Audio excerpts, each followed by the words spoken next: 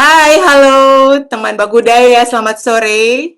Juga bagi teman Bakudaya yang berpuasa, selamat menjalankan ibadah puasa. Terima kasih sudah ngabuburit bersama kami sore ini. Senang sekali saya, Reni, dapat kembali menyapa teman Bakudaya dalam webinar Bakudaya bulan Maret 2026 sekaligus memperingati Hari International Women's Day. Sore hari ini, Bakudaya mengangkat topik yang sangat relevan bagi para pemimpin dan profesional.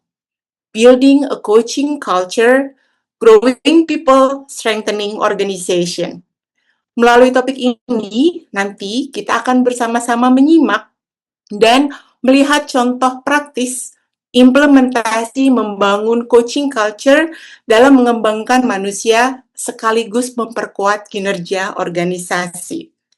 Saya bersama tim Bakudaya yang bertugas akan menemani teman Bakudaya sepanjang acara hingga selesai nanti. Sebelum kita mulai, saya sampaikan 3 hal terkait pelaksanaan webinar sore ini. Pertama, agenda. Webinar akan diawali dengan paparan dan diskusi bersama keynote speaker dan moderator, dilanjutkan dengan sesi tanya-jawab. Sepanjang sesi, fitur chat, berbicara, dan video peserta tidak aktif. Kedua, tanya-jawab. Nah, teman Bakudaya, silakan ajukan pertanyaan melalui Q&A form yang sudah ada di kolom chat. Dan yang terakhir adalah sertifikat. Jika ada dari teman Bakudaya yang menghendaki sertifikat kehadiran, akan kami bagikan informasinya di akhir sesi. Teman Bakudaya, webinar sore ini dipersembahkan oleh Bakudaya, HR Consulting dengan tagline Elevating Human Potential, Transforming Organization. Bakudaya percaya bahwa transformasi, baik di organisasi maupun di masyarakat, selalu berakar pada manusia yang menjalankannya. Topik sore ini sangat selaras dengan nilai tersebut, karena coaching culture pada dasarnya adalah tentang bagaimana organisasi menciptakan ruang bagi manusia untuk belajar, berkembang, dan berkontribusi secara optimal. Nah, teman Bakudaya, untuk memandu diskusi kita sore ini, telah hadir moderator yang akan menemani sesi talk show dan tanya jawab bersama speaker.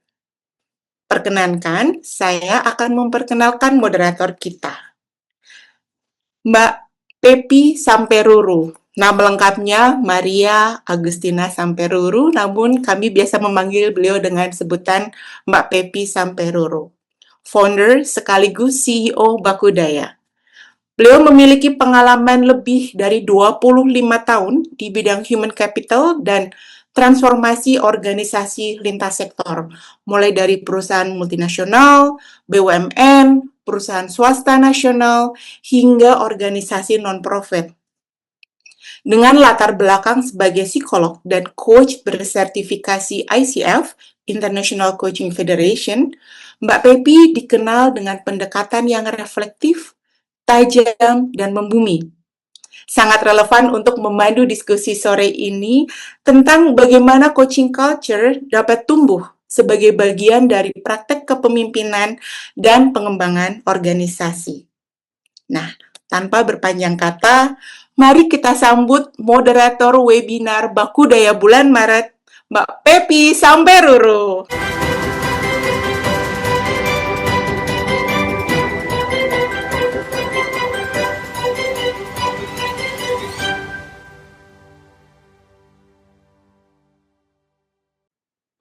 Halo Selamat sore Mbak, Mbak Pepi.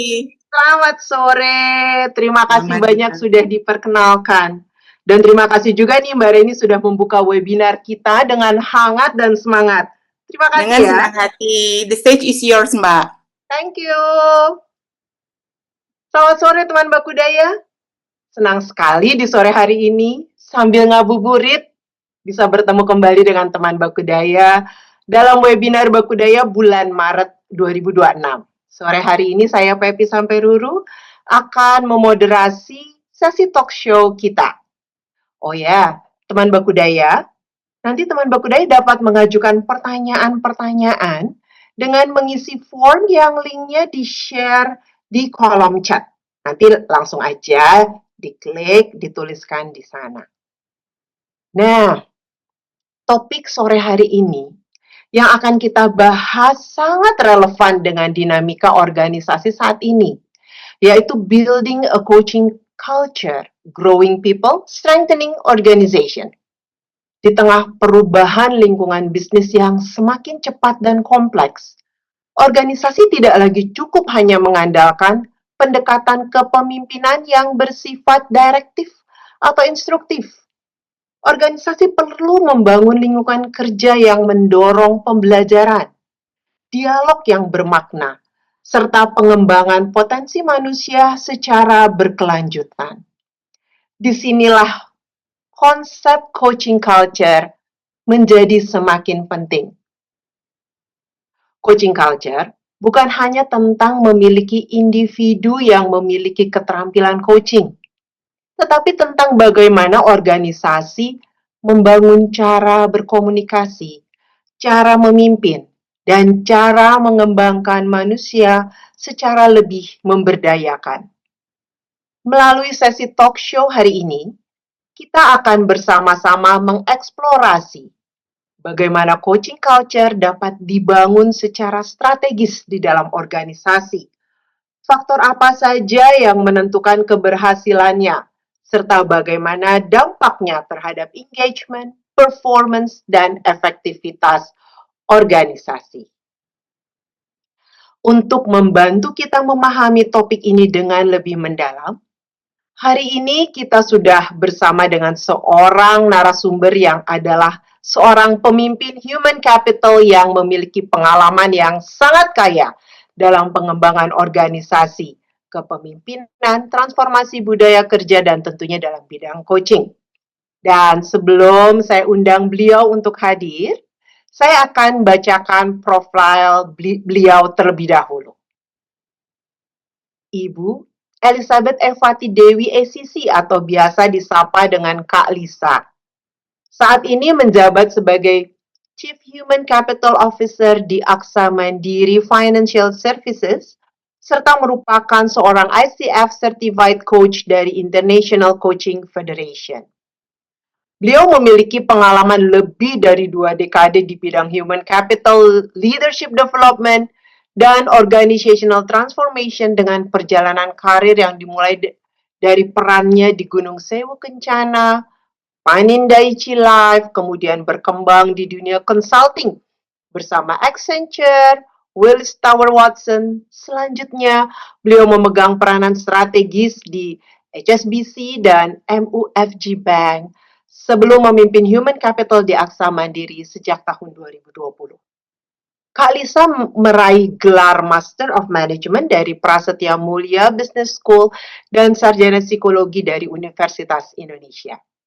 Di bawah kepemimpinannya, berbagai inisiatif people strategy dan workplace culture telah mendapatkan pengakuan luas, termasuk penghargaan sebagai 100 most influential HR leaders in Southeast Asia from ETHR World. Wow, luar biasa Kak Lisa. Dengan pengalaman sebagai HR leader sekaligus coach profesional, Kak Lisa memiliki perspektif yang sangat kaya tentang bagaimana organisasi dapat membangun coaching culture yang benar-benar hidup dalam praktek kepemimpinan sehari-hari. Baik, tanpa berlama-lama lagi teman Bakudaya, mari kita sambut Ibu Elizabeth Evati Dewi, SCC.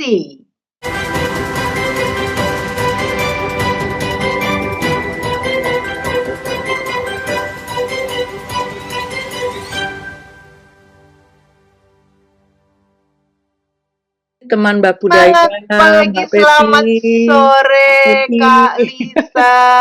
Aduh, idola aku ini Kak Lisa, kakak kelas aku. Terima kasih banyak sore hari ini sudah hadir di sini. Aku langsung aja ya Kak Lisa. Boleh Kak Pepi. Terima kasih juga loh sudah diundang loh ke sini. Pertama kalinya nih join webinar live-nya Bakudaya. Thank you so much sudah hadir. Ya, serba merah. Thank you Kak, silakan Kak. Oke. Langsung saja. Alright, sekali lagi semangat pagi, kalau di kami nih selalu pagi ya, mau pagi, siang, sore, malam selalu bilangnya semangat pagi, biar selalu, semangat. Tadi sudah diperkenalkan, Elizabeth Evati Dewi, tapi saya biasa dipanggil Lisa saja. Boleh langsung ditampilkan slide yang sudah disiapkan. Jadi hari ini saya mendapat kehormatan untuk lakukan sharing kepada teman-teman semua, teman Bakudaya, khususnya mengenai bagaimana membangun coaching culture. Nanti saya juga akan sampaikan beberapa pengalaman, mudah-mudahan contoh-contohnya juga memperjelas. Bisa next slide-nya. Next slide lagi, tadi sudah diperkenalkan, cuman tadi yang diperkenalkan bagian seriusnya ya. Saya sebagai profesional di HR utamanya. Kalau di coaching itu, seorang klien itu perlu dipahami secara utuh katanya ya. Jadi supaya lebih utuh, slide ini sebetulnya lebih menggambarkan apa ya, sisi-sisi lain saya di luar profesional. Jadi kalau di luar profesional saya adalah ibu dari 2 anak yang sekarang berangkat dewasa, dengan suami tercinta tuh ada di foto. Lalu juga ibu dari tim saya di kantor yang rasanya juga beberapa join di sesi ini ya. Halo teman-teman semua, terima kasih support-nya sudah mau nemenin ibunya. Ya lalu juga ada banyak hal lain yang juga saya, apa ya, gemari dalam hidup ini, kata orang saya tuh live life at the fullest, antara lain batik. Tadi pagi sebelum sesi ini sudah diingetin, "Jangan lupa batiknya," gitu ya, jadi langsung saya pakai, bahkan Kak Pepi sama Kak Reni lebih inget gitu ya, kayaknya bukan Lisa kalau belum pakai batik gitu ya. Sampai ada ininya juga tuh di IG Jarik Edik, komunitas yang nggak jauh-jauh juga dari batik karena saya juga cinta batik. Kalau di atas tagline-nya Always in Wastra Indonesia, ada Batik Edik, ada Sanur Wastra, ada teman-teman paduan suara. Ini stress release juga sih kalau nyanyi-nyanyi dengan teman paduan suara. Saya suka membaca, saya suka traveling. Nah, yang keluarga ini juga ada fur babies, itu ada 4 anabul saya di rumah, 3 diantaranya adopsi. Ini juga jadi sumber enjoyment saya kalau lagi stres ya, anak-anak anabul ini. Dan tapi cinta pertama saya, bukan cinta pertama, cinta terakhir bahkan, itu adalah di dunia coaching nih Kak Pepi. Sebagai coach, sebagai professional coach itu journey-nya dari tahun 2023 waktu itu. Kenapa saya bilang begitu, sebagai orang HR kan biasanya memang nggak jauh-jauh ya dari dunia mentoring, coaching, tapi ternyata selama ini salah kaprah ya, yang namanya HR juga bisa aja salah kaprah. Yang saya tahu sebagai coaching tuh selama ini ternyata mentoring. Baru tahun 2023 waktu itu ceritanya saya dapat kehormatan untuk jadi coach-nya no less than my beloved CEO gitu ya, untuk jadi coach beliau. Wah, pressure juga nih buat saya kalau saya tidak belajar coaching dengan benar gitu ya. Makanya kemudian saya memberanikan diri untuk ambil sertifikasi ACC. Nah, disitulah saya benar-benar belajar sebagai professional coach ya, dan tidak butuh waktu lama untuk akhirnya sekarang saya mendalami kembali ke PCC. Jadi stage berikutnya, level berikutnya untuk menjadi professional coach. Itu mungkin kurang lebih terkait dengan bagaimana journey saya menjadi seorang coach saat ini. Bisa next slide? Nah, sebelum kita mulai ke topik kita hari ini, coaching culture, mari kita menyamakan persepsi dulu ya. Seperti yang tadi saya sampaikan, orang tuh suka salah kaprah atau mix up antara coaching sama mentoring. Saya pun juga pernah mengalami. Jadi saya pinjam definisi ICF. ICF ini International Coaching Federation. Ini yang belum pernah dengar adalah komunitas global ya yang paling besar rasanya ya Kak Pepi ya, terkait dengan coaching community ini. Jadi menurut definisinya ICF, coaching itu adalah bermitra dengan klien dalam proses yang kreatif dan mendorong pemikiran yang diharapkan bisa menginspirasi klien memaksimalkan potensi personal dan profesionalnya. Buat yang berkerut-kerut kok susah banget definisinya gitu ya. Mungkin gampangnya gini sih teman-teman, bahwa coaching itu pada prosesnya itu ngobrol aja biasa gitu ya, conversation biasa, tapi ada tujuannya. Tujuannya adalah sebetulnya untuk mendorong pemikiran, perspektif, belief gitu ya, untuk bisa menemukan jawaban atau memecahkan masalah atau mengembangkan mindset-nya gitu ya dengan proses yang, nah ini dia, bukan dengan memberikan advice seperti mentoring, bukan dengan memberikan solusi, tapi memberikan pertanyaan-pertanyaan yang mendorong refleksi, mendorong pemikiran dan kesadaran baru. Ya, jadi benar-benar dalam coaching itu kita tidak memberikan solusi. Belief-nya adalah sebetulnya klien kita, coachee kita itu sebetulnya punya potensi kok untuk menemukan best solution. Tugasnya coach adalah memberikan ruang aman, memberikan trust, ya, dan juga percaya bahwa sebetulnya dengan pertanyaan yang tepat, dengan ruang yang aman, sebetulnya coach bisa terbantu untuk menemukan solusinya. Kurang lebih seperti itu. Next slide. Nah, kalau ngomong soal coaching culture, mungkin pertanyaan pertamanya, big why-nya, kenapa sih? Kenapa coaching culture gitu ya? Kalau kita masukkan atau letakkan dalam konteks, kita ini kan hidup di era disruption. Di era di mana ada perubahan dari sisi workforce, kita banyak bicara mengenai Gen Y ya. Mudahnya mungkin ada 3 hal. Yang pertama, nomor 1 dan 2 itu, sekarang pekerjaan makin kompleks. Betul begitu ya? Organisasi makin kompleks, dunia bisnis makin kompleks. Kalau dulu saya yang penting tahu roles-nya, baca job desk-nya, tahu SOP-nya, kalau ada masalah tinggal pergi ke manajer. Ya pasti mereka bisa bantu kita come up dengan solution. Kalau sekarang bukan berarti manajer itu tahu semuanya ya. Seringkali manajer juga nggak tahu jawabannya. Kalau kita bicara mengenai disruption, teknologi disruption ya, siapa sih yang tahu pada saat awal berkarir seperti saya yang Gen X ini ya, AI misalnya.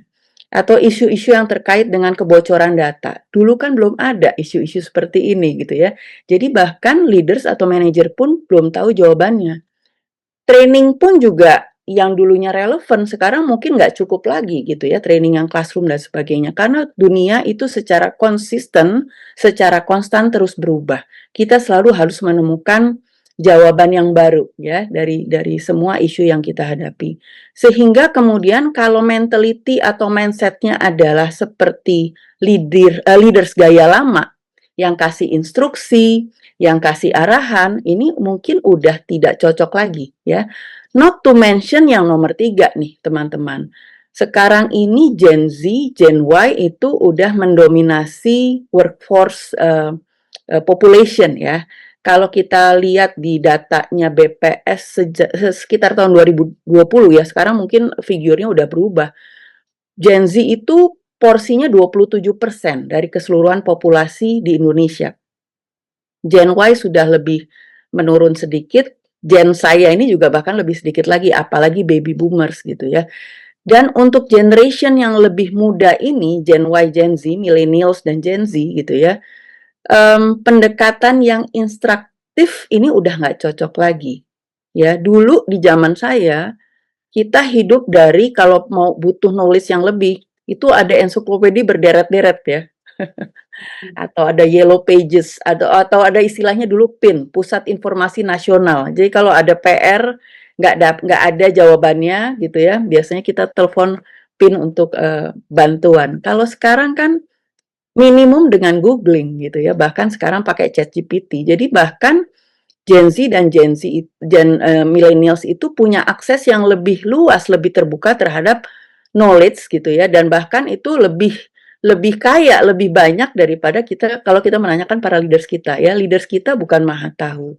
Jadi yang dibutuhkan oleh younger generation ini bukan jawaban ya, tapi kepercayaan, trust, ruang aman untuk speak up, untuk come up dengan ideas, kepercayaan untuk trial error, belajar dari kesalahannya sendiri ya. Yang dibutuhkan adalah sebetulnya thinking partner. Dan disitulah sebetulnya leaders yang punya mindset coach itu makin dibutuhkan ya. Itu rasanya summary dari slide ini, mungkin next-nya. Nah, kita makin narrow down nih. Kalau tadi kita bicara topiknya adalah mengenai coaching culture, itu apa sih benefit-nya? Ya, benefit-nya sebetulnya both ways. Buat organisasi maupun juga buat karyawan. Kalau buat organisasi, mungkin benefit yang paling besar buat saya adalah membantu untuk membangun culture yang berdasarkan pembelajaran yang continuous, culture of learning and growth itu, ya. Kalau dalam sesi coaching nih teman-teman, selalu ada pertanyaan, 2 pertanyaan yang tidak mungkin kita tidak tanyakan. 1, apa insight atau kesadaran baru yang didapatkan setelah coaching ini yang mungkin tidak didapatkan pada saat awal-awal, ya. Jadi kita make sure bahwa klien atau coach kita itu mendapatkan pembelajaran atau kesadaran baru. Jadi pembelajaran itu terus di-encourage terjadi ya selama sesi coaching. Itu yang pertama. Lalu juga pertanyaan kedua, biasanya kita akan tanyakan apa langkah kecil yang bisa dilakukan setelah ini untuk bisa memperkuat komitmen pembelajaran yang tadi didapatkan ya. Jadi setiap sesi coaching kita mau pastikan growth itu terjadi ya, dan kita pastikan komitmennya ada ya. Jadi bayangkan kalau coaching itu dilakukan secara continuous, culture of learning itu pun juga akan tercipta dalam jangka panjang, dan dalam jangka panjang juga organisasi menjadi organisasi yang tahan terhadap perubahan, bukan hanya tahan tapi tetap relevan terhadap perubahan, grow faster gitu ya. Hanya dengan lewat conversation yang kecil-kecil ini, tapi dengan mindset yang tepat, yaitu mindset coaching ya. Di luar itu adalah meningkatkan engagement, karena dalam coaching itu kita tidak pernah memberikan advice, solusinya selalu datang dari coachingnya sendiri, jadi tentunya ini akan impact terhadap sense of ownership dari para coach kita dalam sesi coaching itu.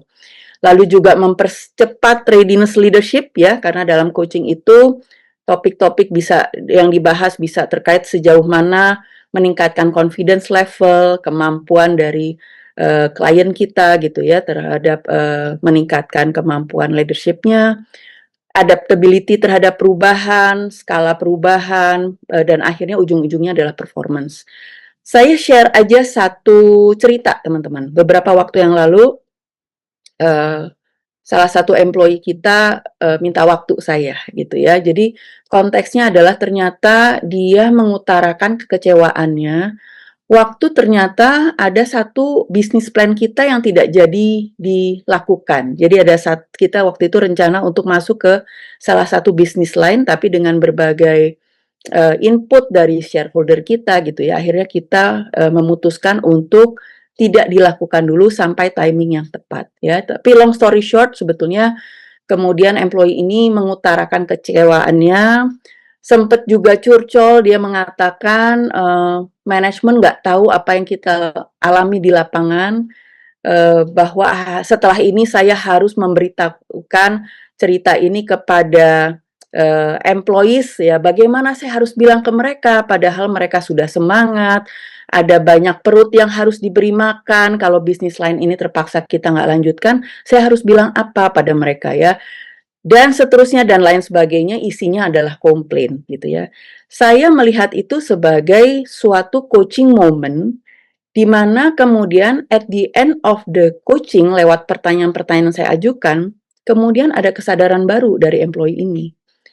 Buat dia ternyata iya ya, ternyata perubahan yang terjadi barusan ini bukan pertama kalinya saya hadapi. Kalau looking back, ternyata memang perubahan ini selalu terjadi. Pertanyaan buat saya adalah, apakah saya punya mindset yang tepat menghadapi perubahan ini dan perubahan-perubahan ke depan, gitu ya.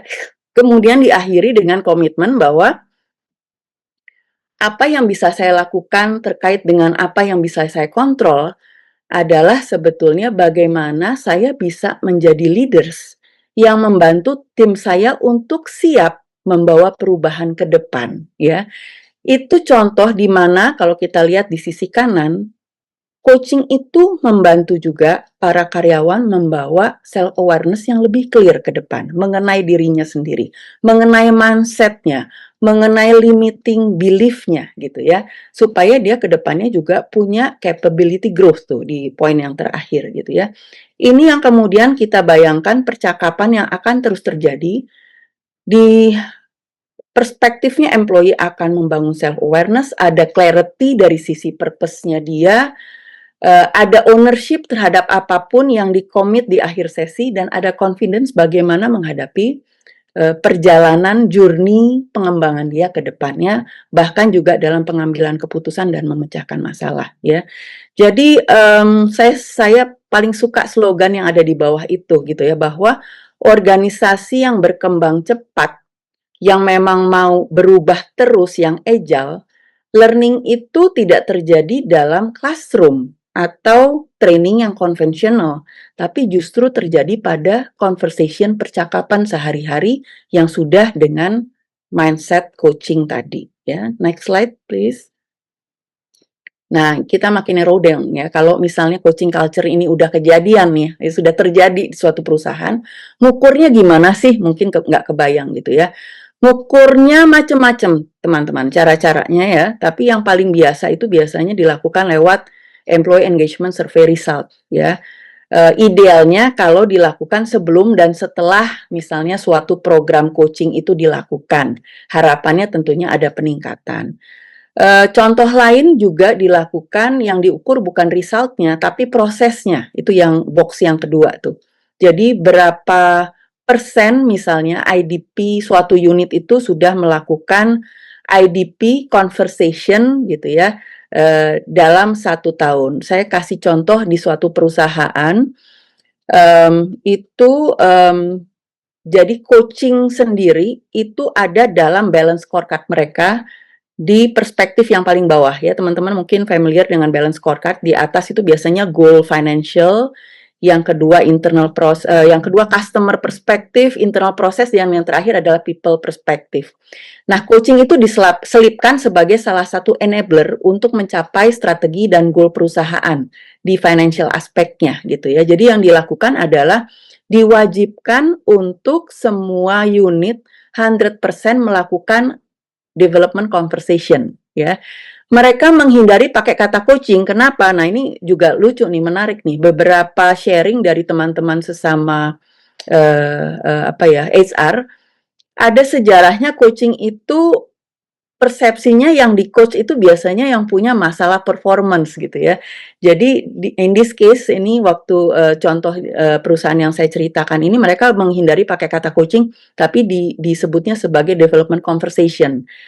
Bahkan mereka campaign bilang ngobrol yuk gitu ya. Sebetulnya itu himbauan, ajakan untuk lakukan conversation ini, yang sebetulnya AKA ini adalah sebetulnya ya coaching itu gitu ya. Jadi itu yang dilakukan. Contoh lain sama nih dengan melihat prosesnya seberapa banyak atau seberapa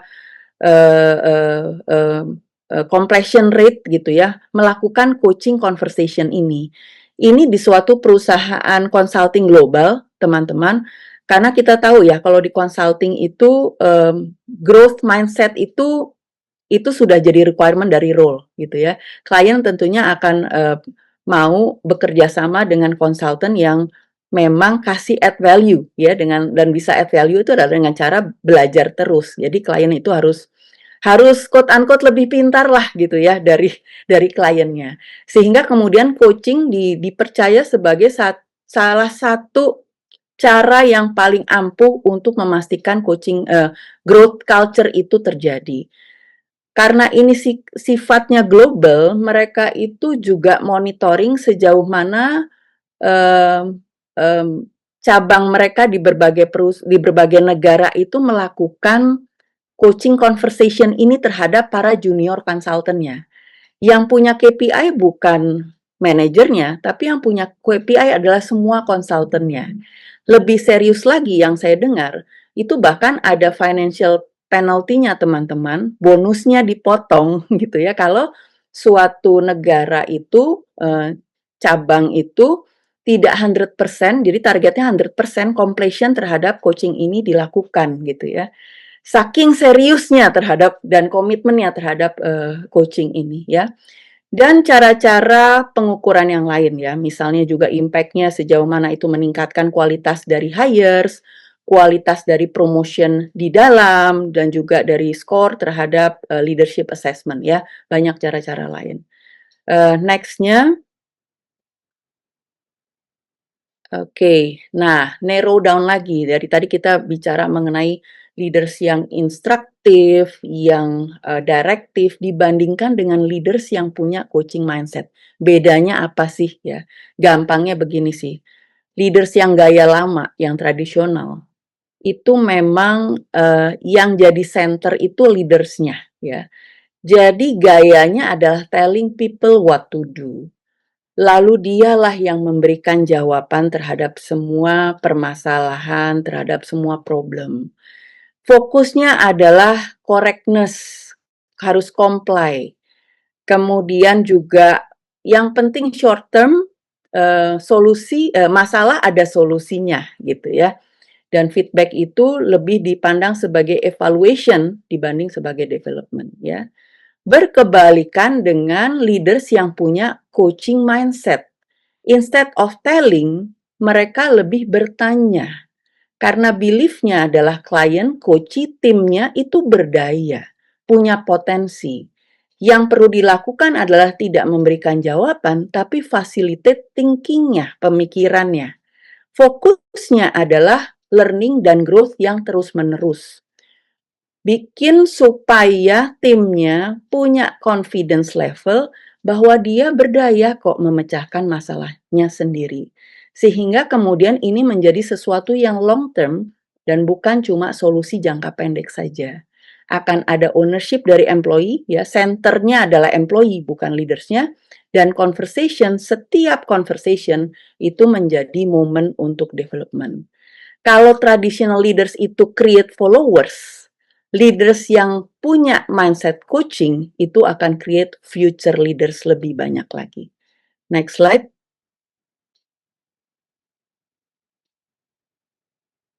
Oke, nah coaching sendiri berevolusi teman-teman. Jadi mungkin nggak perlu khawatir, aduh kok saya jauh banget ya, belum punya tuh di company saya culture yang memang coaching. Semua culture selalu mulai dari langkah kecil ya. Kalau di coaching juga selalu begitu. Semua komitmen, semua action plan mulai dari langkah kecil. Biasanya teman-teman memang diawali dengan ini disebutnya sebagai coaching 1.0 ya. Coaching program dulu kecil-kecilan. Yang paling common biasanya yang dapat coach itu adalah di top level. Jadi meng-hire executive coach dari luar, dari eksternal. Karena belum punya kompetensinya di dalam gitu ya. Tapi ini biasanya kemudian apalagi ada success story di sini, berkembang untuk kemudian menjadi basis untuk yang kedua, coaching 2.0, coaching culture. Nah, di sini tahapannya adalah coaching tidak lagi menjadi konsumsi dan berimpact pada populasi yang terbatas saja gitu ya, hanya di level eksekutif saja, tapi ini dirasakan kepada all employees ya. Nah, ini ada prosesnya nanti saya ceritakan step-stepnya gitu ya. Tapi intinya adalah bayangkan bahwa coaching ini kemudian dirasakan oleh lebih banyak employees.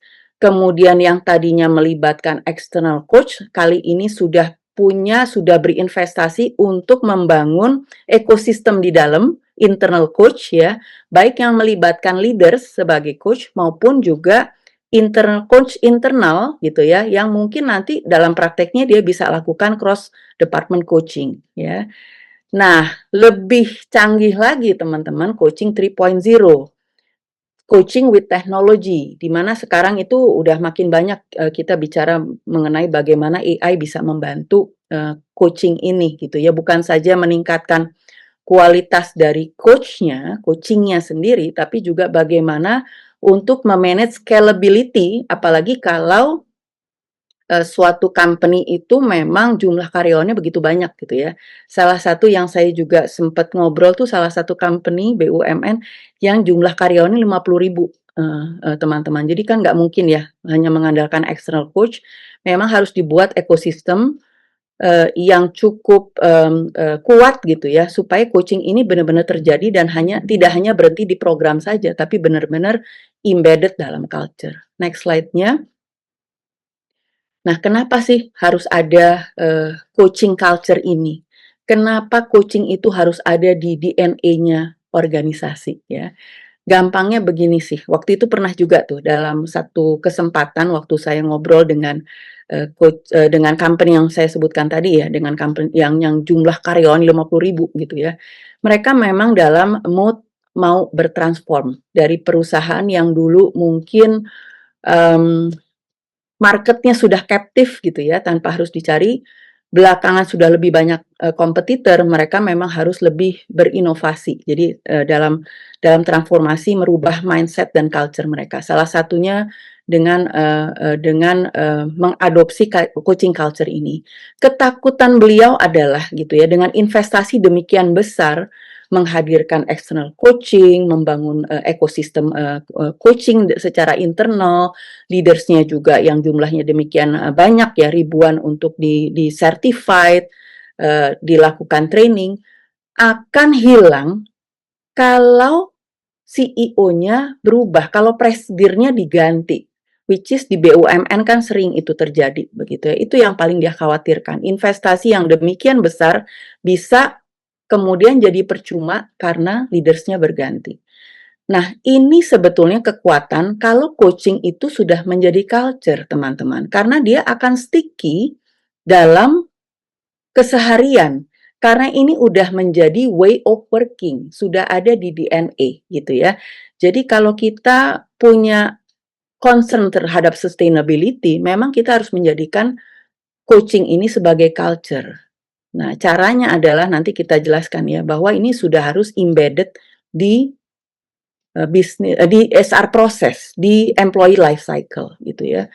Lalu juga dari sisi scalability, bahwa ini tidak hanya merich certain population aja, biasanya di executive level aja, tapi juga impact-nya dirasakan ke semua karyawan.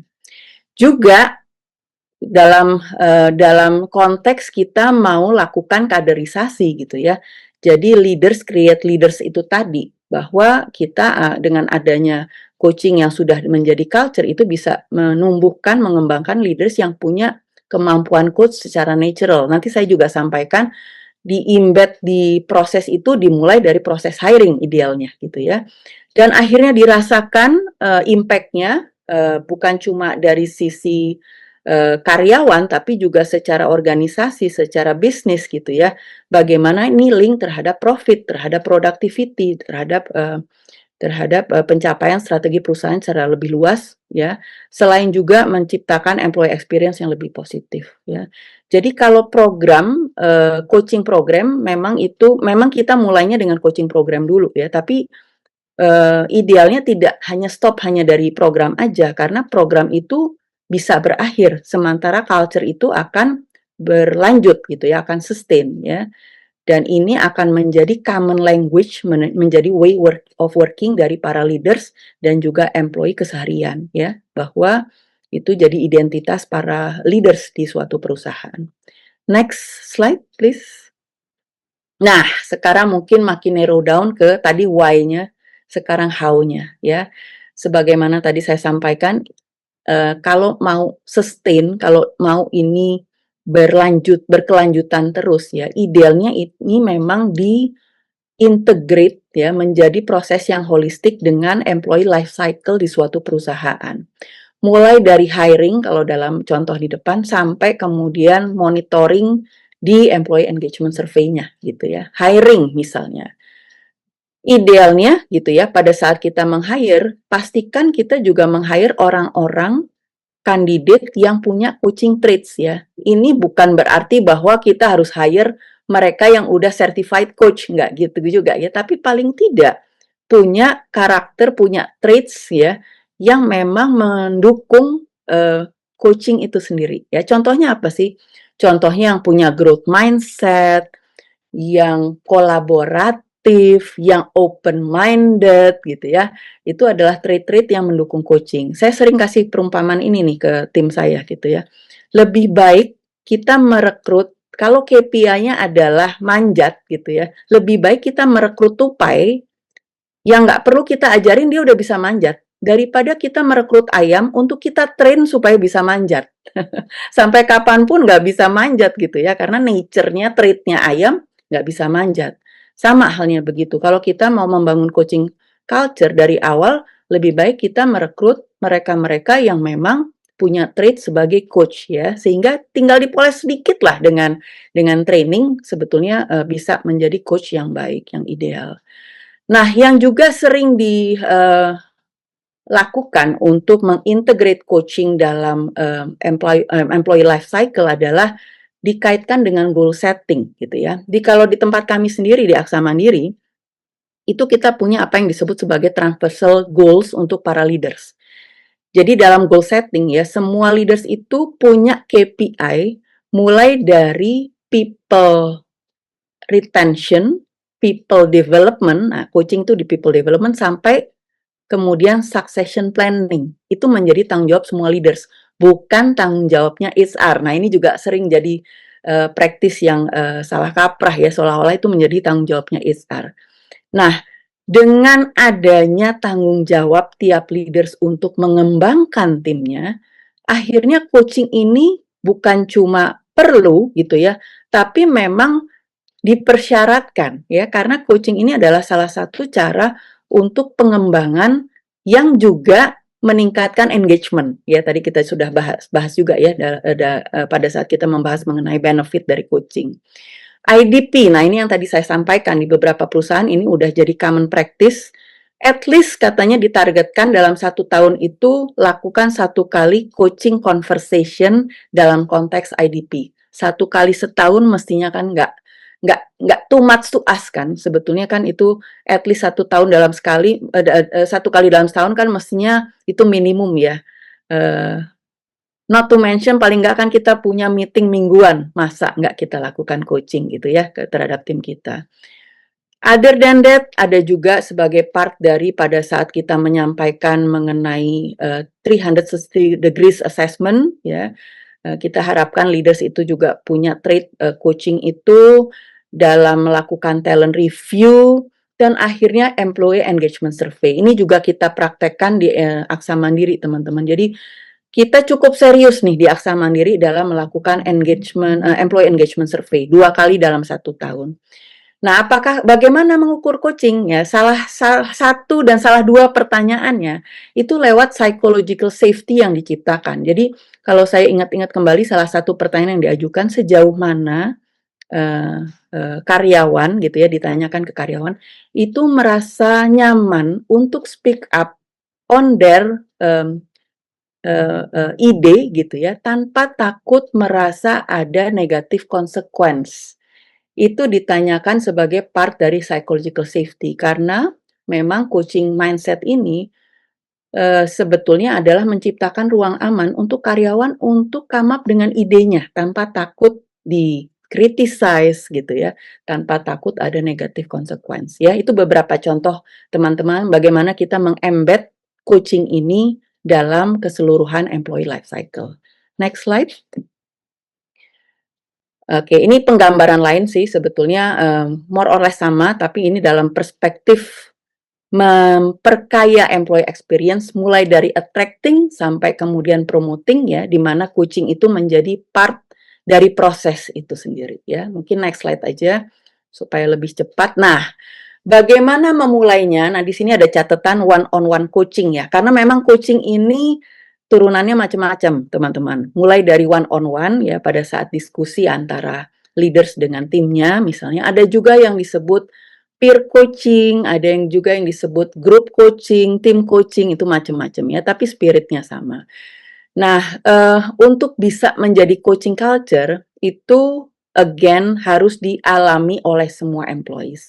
Semua karyawan harus merasakan bukan saja prosesnya tapi juga manfaatnya. Biasanya ini ada kerjasama antara external coach dan internal coach ya. Tadi sudah disampaikan awalnya mungkin terbatas dulu melibatkan external coach untuk level di atas gitu ya, di level eksekutif. Kemudian di next levelnya biasanya udah kombinasi antara external dan internal coach. Di level berikutnya baru nih, karena jumlahnya volume lebih banyak, kalau melibatkan external coach ya pasti ada cost impact yang mungkin nggak murah gitu ya, sehingga kemudian mulai dibangun nih ekosistemnya, di mana ada internal coach. Nah ini nanti saya jelaskan ada 2 tuh, antara kita kemudian meng-groom leader sebagai coach, atau juga kita membangun internal coach sendiri yang kemudian bisa melakukan cross department coaching gitu ya. Dan yang terakhir kemudian individual kontributor yang diharapkan juga merasakan proses dan manfaat dari coaching ini. Dalam bentuk yang lebih teknis biasanya ada workshop-nya teman-teman, baik untuk coach maupun untuk yang di-coachi. Next slide. Nah, ini contoh sih teman-teman, pada saat kita mau, let's say ya, baru pertama kali kita mau meluncurkan mulai dari coaching program dulu ya, not necessarily coaching culture yet ya, biasanya diawali dengan coaching program. Let's say ini journey dalam 1 tahun. Q1 itu fokusnya bangun awareness dulu. Ya ini boleh dibilang coaching culture roadmap lah ya. Kita bangun awareness dulu. Biasanya bagaimana? Yang pertama, senior management itu akan set the tone dulu. Channelnya lewat apa? Pasti ada town hall dong ya biasanya. Kalau di tempat kami tuh tiap bulan ada yang namanya bincang pagi. Nah itu sebetulnya kesempatan untuk ada update baru, ada conversation 2 arah antara manajemen dengan karyawan. Nah di sini nih biasanya jadi kesempatan untuk memperkenalkan coaching ini, membangun awareness itu. Idealnya teman-teman, ini juga salah satu success factor ya menurut saya. Top levelnya harus punya belief dulu terhadap sejauh mana coaching ini memang menjadi tools yang powerful untuk pengembangan. Dia harus mengalami dulu, merasakan manfaatnya dulu ya. Kalau enggak, ini akan jadi program sesaat gitu ya, dan nggak akan kemudian sustain sebagai culture karena top levelnya sendiri belum believe ke sana gitu ya. Nah, lalu juga dalam bentuk edukasi-edukasi yang lain gitu ya, misalnya ada email splash yang disampaikan atau bentuk-bentuk komunikasi yang lain. Di Q2, let's say, fokusnya lebih untuk menyiapkan capabilities-nya nih. Di sini kemudian kita mulai melakukan sertifikasi baik untuk para leaders-nya atau mungkin untuk para internal coach-nya ya. Di sini dan di Q3, nah ini moment of truth-nya pada saat practice coaching. Coaching itu dilakukan. Biasanya kemudian ada monitoringnya gitu ya. Kemudian ada evaluasinya yang berjalan secara paralel untuk memastikan coaching ini berjalan dengan baik gitu ya. Kalau kita mengenal ada lunch and learn gitu ya untuk sebagai suatu event untuk kita lakukan belajar, ini juga ada juga lunch and coach ya. Secara, nah mungkin awal-awal weekly gitu ya, lebih intens supaya juga memanfaatkan momentum pada saat coaching ini diperkenalkan di saat-saat awal. Setelah itu mungkin bisa lebih jarang gitu ya. Tapi yang juga praktis yang biasa dilakukan ada workshopnya, baik untuk semua karyawan supaya mereka juga dapat bayangan bagaimana mereka mendapatkan manfaat dari coaching ini. In addition terhadap workshop yang bisa dihadiri oleh para coach tadi gitu ya, yang juga berguna kalau dilakukan, dibuat komunitasnya teman-teman ya di internal perusahaan. Di perusahaan consulting yang tadi saya sampaikan itu bahkan ada komunitas across countries teman-teman untuk saling berbagi tantangan, berbagi success stories, berbagi semangat pada saat menjadi coach ya. Itu juga jadi engine sebetulnya untuk para coach ini yang biasanya nampung curcolan karyawan jadi lebih semangat gitu ya, karena kita memberikan impact kepada lebih banyak orang ya. Nah di Q4, nah ini fokusnya lebih bagaimana mereinforce apa yang sudah dilakukan, praktis yang sudah dijalankan. Bisa dengan ya itu yang tadi saya sampaikan gitu ya, bisa dengan naik kelas gitu ya, bahwa coachingnya mungkin sekarang ke certain level. Di tempat kita juga ada tuh untuk yang tapping women talent maupun millennials dan sekarang Gen Z gitu ya. Dan juga ada award-awardnya. Nah di tempat kita juga ada tuh best coach atau best coachee, best mentor, best mentee itu juga ada di tempat kita ya. Ini juga untuk memberikan recognition buat mereka yang menunjukkan komitmen yang baik terhadap keseluruhan coaching ini, dan sebetulnya mereka bisa jadi ambasador loh untuk kita membangun coaching culture di perusahaan ini ya. Next slide.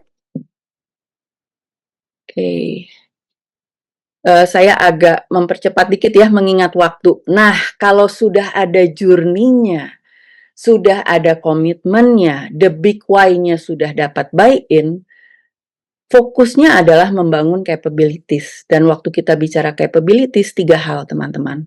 People-nya, prosesnya, dan teknologinya ya. Mungkin kita ke next slide. Nah, dari sisi people tadi juga udah sempat disinggung, ada 2 model teman-teman ya. Bisa dengan membangun internal coach model gitu ya. Cara kerjanya adalah kita spotting nih beberapa karyawan, beberapa leaders yang kelihatannya punya calling untuk jadi coach ya. Buat saya itu penting karena saya pernah ada masanya mewajibkan semua head level itu jadi coach ya. Dalam evaluasinya di Q4 tadi gitu ya, ternyata efektivitasnya waktu saya lakukan survei itu cuma 50% teman-teman. Jadi memang kita harus terima kenyataan nggak semua leaders itu punya panggilan sebagai coach.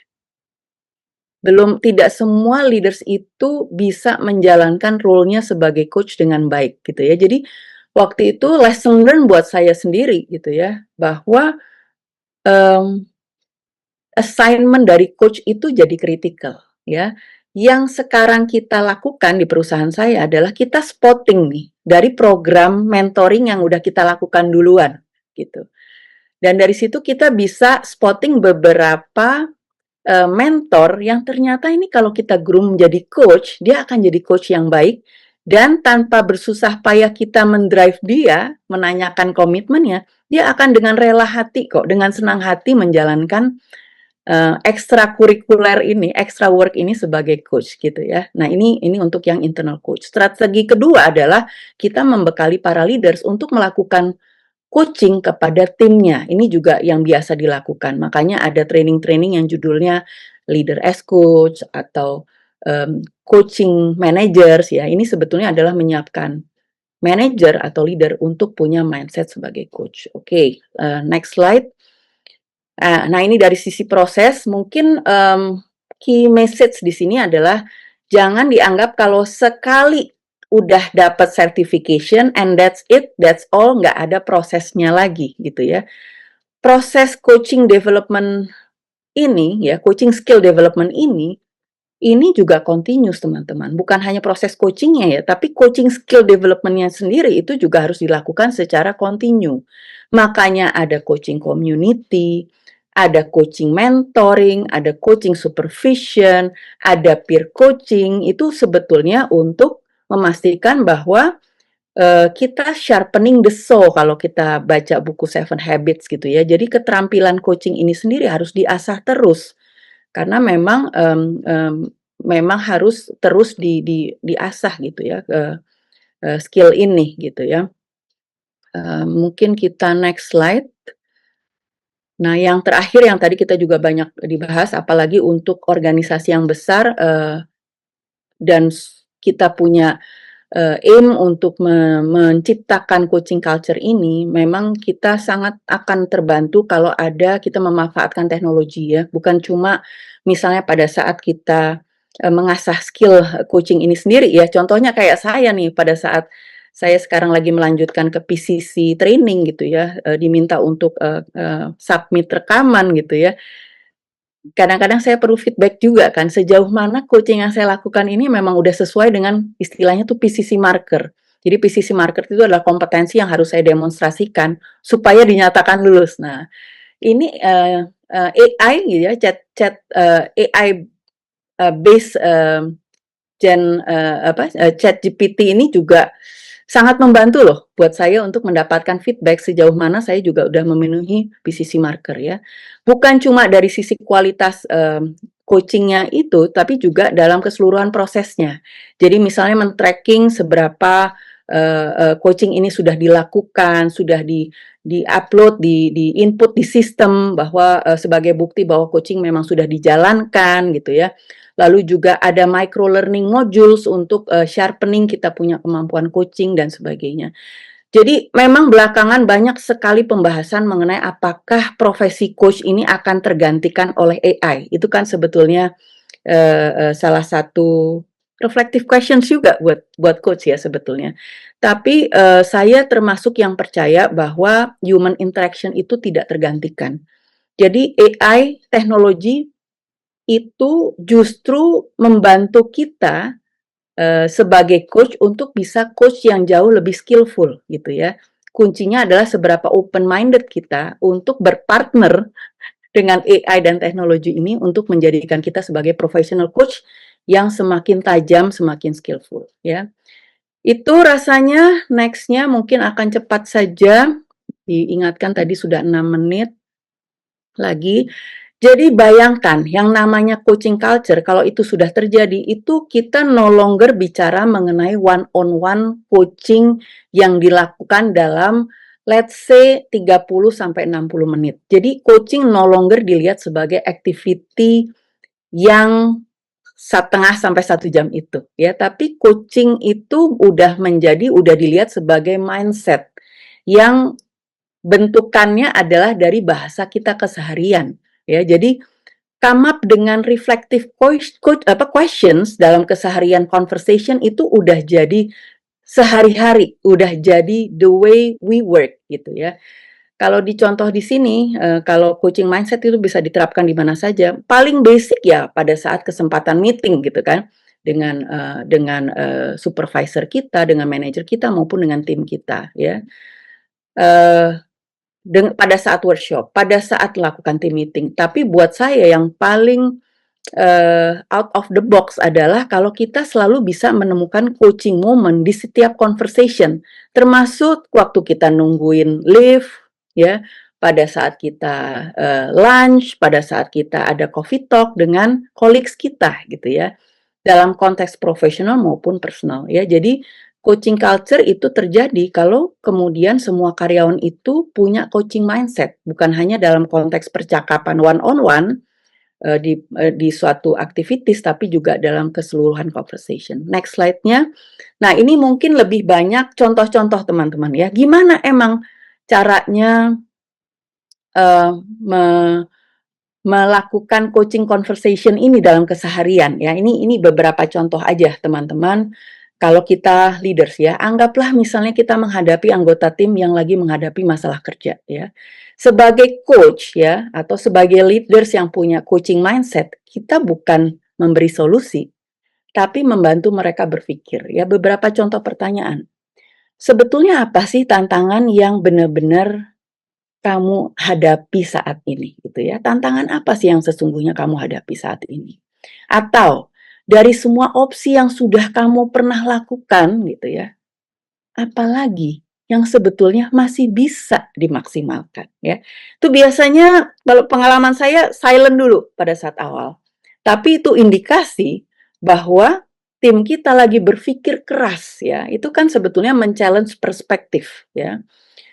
Langkah kecil apa yang walaupun kecil gitu ya, realistis untuk dilakukan supaya kamu bisa bawa perubahan hari ini. Contohnya itu ya. Contoh lain misalnya nomor 3 pada saat tim kita ini melakukan kesalahan gitu ya. Daripada menyalahkan, lebih baik kemudian kita kasih accountability untuk dia belajar dari kesalahannya. Ya, contoh-contoh pertanyaannya. Kapan kamu mulai menyadari bahwa wah, ternyata ini nggak sesuai nih dengan rencana awal ya. Jangan stop sampai situ, ditanyakan kembali. Nah, dari situasi tadi buat kamu sendiri pembelajaran terbesarnya apa sih gitu. Ya, ditanyakan lagi kalau boleh mengulang dari awal atau misalnya kalau menghadapi situasi yang sama lagi di kemudian hari, apa yang akan kamu lakukan kali ini berbeda dengan yang kamu lakukan sekarang ya gitu. Jadi ini contoh-contoh pertanyaan reflektif yang menantang perspektif gitu ya, yang kemudian juga mendorong growth atau learning dari tim kita ya. Tugas kita sebagai leaders adalah menemukan momen itu, menemukan momen coaching momen itu supaya kita bisa menyelipkan pertanyaan-pertanyaan coaching yang kalau kita bertanya dengan benar gitu ya, ini akan sangat powerful sih terhadap tim kita. Next slide-nya. Ini contoh lain aja untuk leaders. Nah, mungkin next slide lagi. Nah, kalau pertanyaannya saya bukan leaders nih, Kak, gitu ya. Saya individual kontributor. Nah, Kak, teman-teman sendiri sebagai individual kontributor terhadap coworkers tetap kok bisa impactful dengan mengajukan pertanyaan-pertanyaan ini. Contoh nih, waktu kita dicurhatin oleh teman kerja kita yang lagi stres ya. Beberapa pertanyaan seperti dari yang kamu sedang jalani, mana sebetulnya yang paling menyita pikiranmu ya. You will be surprised, biasanya sumbernya bukan di kantor gitu ya, tapi pada kondisi domestik. Hal-hal yang dia alami di rumah misalnya ya. Coach itu menjadi ruang aman untuk kemudian coachee bisa jujur pada apa situasi yang dia rasakan saat itu, yang kemudian impact terhadap situasi emosi dia ya, yang tampaknya adalah dalam gejala stres tadi. Bisa juga ditanya, kalau kamu bisa pause sebentar aja, apa sih yang kamu saat ini sungguh-sungguh butuhkan? Gitu. Ya, ada lagi. Kalau ada satu hal yang bisa beres hari ini, apa yang paling bikin kamu lega? Ya, dan sebagainya dan seterusnya. Nomor 3, ini juga sering saya jumpai nih konteksnya. Pada saat misalnya ada konflik, kita dicurcolin dong misalnya dengan kawan yang apa ada konflik lah gitu ya dengan daripada kita ikut-ikutan ngejulit nih teman-teman, akan lebih baik kalau kita hadir sebagai coach yang sebetulnya membantu mereka punya perspektif yang lebih positif dan sehat gitu ya. Misalnya, kalau kita ada di posisi mereka gitu ya, apa sih sebetulnya yang mereka ingin pahami gitu? Atau apa sih yang sebetulnya belum kita dengar dari sisi mereka? Bagaimana caranya menurut kamu menyampaikan concern kamu itu, tapi tetap jaga hubungan yang baik dengan dia, gitu ya. Jadi selalu positif, selalu menarik perspektif gitu ya, ke arah grow, ke arah yang lebih baik. Itu teman-teman, mungkin next-nya adalah slide terakhir. Jadi kalau ditanyakan, ini contoh lain, slide berikutnya, akhir kata apa dong kemudian yang menjadi key success factor kalau kita mau coaching culture ini terjadi gitu ya. Ada 5 hal yang saya share di sini, tapi mungkin penekanan saya adalah pada nomor 1 dan 2 teman-teman.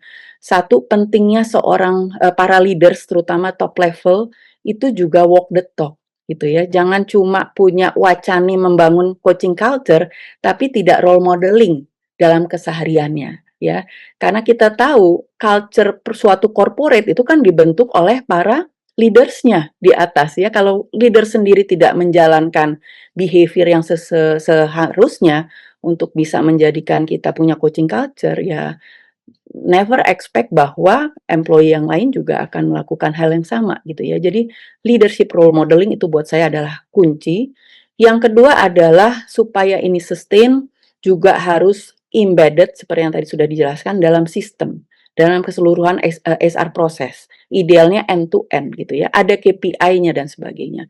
Nah, itu kemudian kita bicara mengenai capability building, tadi udah bicara scalability, dan yang terakhir adalah saya paling senang mengucapkan ini, what gets measured gets managed. Jadi memang harus ada measurement ya teman-teman. Kalau enggak ya tidak di-manage gitu ya. Ini mungkin akan mengantar saya kepada slide terakhir, sedikit quotes aja untuk menutup bahwa true coaching culture itu dibangun dengan sistem yang mendukung, leaders yang merole modelkan, karyawan yang menjalankan, dan jangan lupa diukur untuk memastikan ada impact-nya. Sekian sharing dari saya, semoga berguna teman-teman. Saya open terhadap any questions. Minta bantuan moderator untuk memandu Kak Pepi, silakan. Wore, keren banget. Kak Lisa, thank you banget. Ini sudah ada pertanyaan-pertanyaan dari teman Bakudaya. Jadi sekarang kita akan masuk ke sesi Q&A. Saya akan bacakan pertanyaan pertama ya, Kak. Baik. Menurut Ibu, bagaimana cara memastikan bahwa praktek coaching di dalam organisasi tidak hanya menjadi program formal saja, tetapi benar-benar berkembang,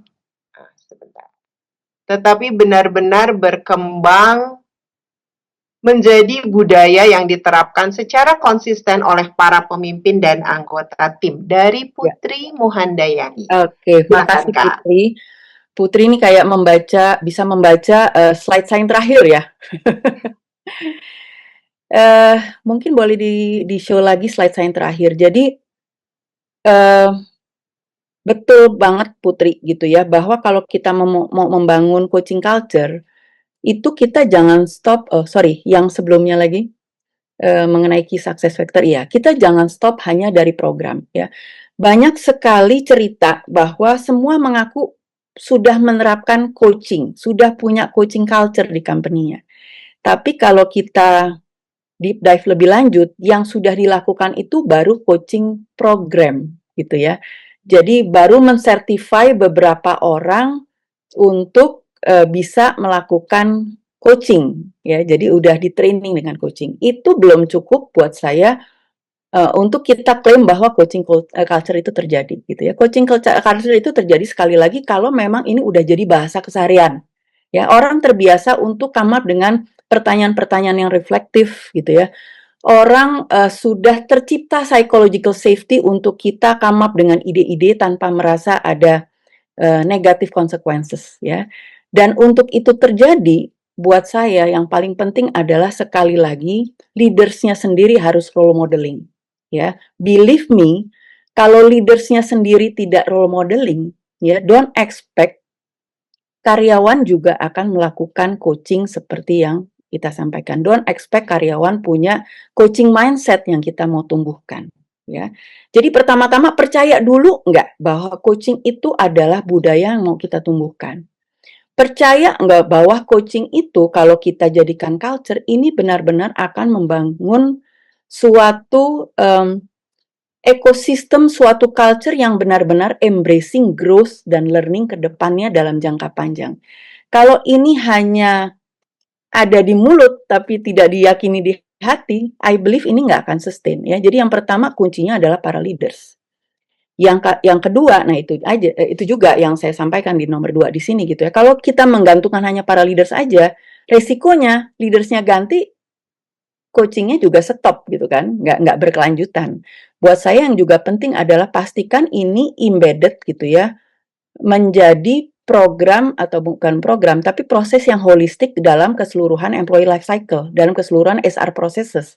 Mulai dari hiring, performance management, talent review, sampai engagement, employee engagement itu semua ada coaching yang kemudian kita mau bangun di situ gitu ya. Dan kemudian diukur dalam KPI, itu yang tadi saya kasih contoh, bahwa di tempat kita itu udah jadi transversal goal, bahwa people development itu tanggung jawabnya leaders. People attrition atau retention tanggung jawabnya leaders. Mau nggak mau leaders harus cari cara bagaimana supaya karyawan itu engage, stay with the companies, merasa berkembang gitu kan, melihat karir di dalam. Dan coaching itu sangat membantu dalam hal itu. Ya. Jadi satu, kuncinya adalah leadersnya. Kedua, harus sistemik, ada di sistem ya, supaya ini menjadi keseharian. Yang nomor 5 saya pikir juga nggak kalah pentingnya, diukur, di measures. What gets measured gets managed. Itu mungkin tips dari saya. Semoga menjawab pertanyaan ya Putri ya. Thank you. Terima kasih banyak, Kak. Oke. What gets measured get managed.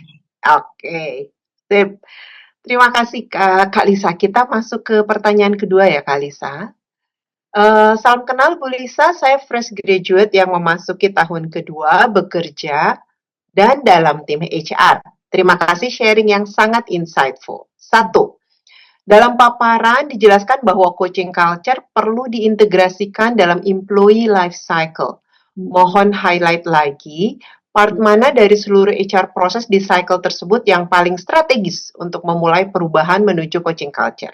Kemudian yang kedua, jika berkenan share di Aksa, berapa lama coaching culture berhasil diimplementasikan, Bu? Dari Iya. Francisca. Wow, dari Francisca. Pertanyaan bagus-bagus nih Francisca. Saya mulai yang pertama dulu. Boleh dikembalikan ke slide yang awal-awal yang menunjukkan employee life cycle. Ya, pertanyaannya adalah di mana proses yang paling strategis. Masih jauh ke depan sambil menunggu, masih terus ya ke depan. Begini, ada yang paling strategis, ada yang masih ke depan. Satu lagi, ya stop di kelebihan. Yang next-nya, next Yang ada lagi. jalan. Iya, Nah. betul yang ada ini. Nah di sini ya, mana yang paling strategis? Mungkin sebelum yang paling strategis saya jawab dulu. Yang juga penting adalah ya gini, karena yang paling strategis atau yang paling impactful itu tiap company ceritanya beda, ya. Buat saya tipsnya adalah temukan pain point di organisasi masing-masing, satu, atau start small dengan yang paling impactful dulu, gitu ya. Karena yang paling strategis, yang paling impactful sekali lagi di tiap perusahaan akan beda-beda, ya. Nah, ada juga company yang mulai dari yang paling aman dulu. Biasanya mereka mulai dengan individual development plan, gitu ya. Nah, buat saya sebetulnya pain point kami waktu di Aksa Mandiri itu adalah kita itu ada dalam masa di mana kita dituntut untuk jadi game changer, untuk tetap relevan di industri. Ya, saya kasih cerita sedikit teman-teman. Aksa Mandiri ini kan sebetulnya di bawah dua nama besar Aksa dan Bank Mandiri, ya, reputable. Kita punya agreement yang kuat dengan shareholder kita di Bank Mandiri. Siapa yang nggak tahu Bank Mandiri gitu ya, bahwa kita harus bisa lakukan penjualan secara eksklusif. Jadi ada masanya dulu teman-teman di mana kalau kata orang nggak usah keringetan juga udah dapet jualannya, udah ada captive market gitu kan ya. Tapi itu masa yang udah lewat. Kalau teman-teman perhatikan bahkan shareholder kita sendiri kan juga sudah jadi game changer, udah ada living dan sebagainya gitu ya. Di mana juga behavior orang sekarang juga udah berubah. Dulu ada walk-in customer datang ke cabang. Sekarang mungkin berbagai bank ya juga udah mulai punya digital banking, udah punya branchless banking karena behavior customer dengan adanya teknologi disruption ini juga berubah gitu. Sama halnya dengan industri kita di insurance gitu ya. Kita perlu berpikir keras bagaimana supaya kita juga mengurangi dependensi kita terhadap hanya berjualan di cabang-cabang di Bank Mandiri. Contohnya seperti itu ya. Jadi kemudian kita ada istilah alternate channel dari berbagai channel-channel lain yang di luar cabang-cabang di Bank Mandiri gitu ya. Nah, sehingga dengan agenda transformasi ini, coaching ini jadi penting buat kita apa? Untuk kemudian kita come up dengan ide-ide baru untuk bertransformasi, teman-teman. Kalau kita hanya mengandalkan pada top level saja untuk dapat arahan, untuk dapat ide baru, nggak akan banyak ide kok yang keluar. Karena top manager itu for years itu ya sudah punya strategi yang memang udah berjalan sekian tahun dan proven. Mereka mungkin tidak punya perspektif lain bagaimana ini bisa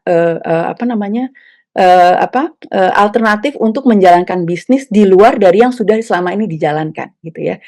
Disitulah pain point kita, di mana kita more than ever, kita membutuhkan ide-ide segar dari karyawan. Semua karyawan saja, bukan hanya di top level. Makanya kemudian kita banyak, saya nggak bisa bilang coaching satu-satunya ya inisiatif, tapi ada yang disebut ideation challenge.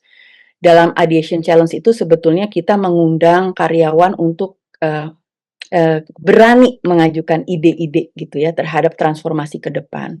Dalam ideation challenge itu juga kemudian kita dampingi dengan coach supaya dan mentor gitu ya untuk bisa kemudian sharpening dia punya ide dan punya confidence level untuk kemudian, nah ini buat mereka yang masuk dalam finalis lah gitu ya, untuk kemudian mereka makin sharpening punya idenya gitu ya.